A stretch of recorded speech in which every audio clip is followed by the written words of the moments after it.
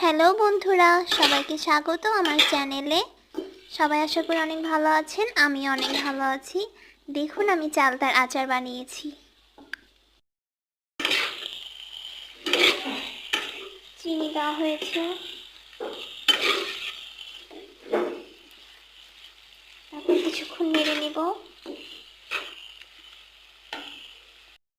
এর বদলে আপনারা গুড়ও ব্যবহার করতে পারেন, আখের গুড়। এখান থেকে চিনি থেকে একটু জল বেরোচ্ছে, এই জলের মাধ্যমে এটি সিদ্ধ হয়ে যাবে।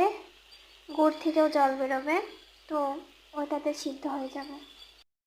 জল বের হচ্ছে।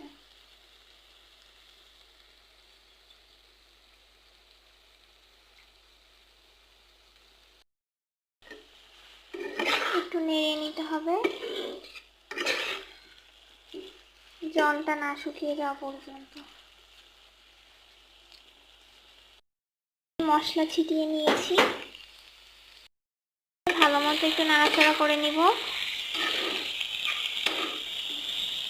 দেখতেই পাচ্ছেন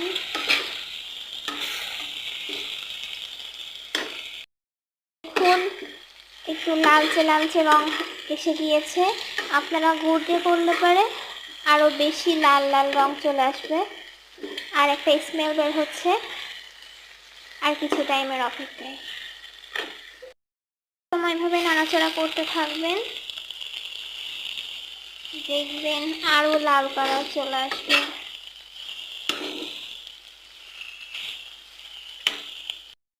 এখন হয়ে গেল আমার চালতার আচার। এবার এটি আমি প্লেটে রাখবো এবং খুব মজা করে খাওয়া দাওয়া করব।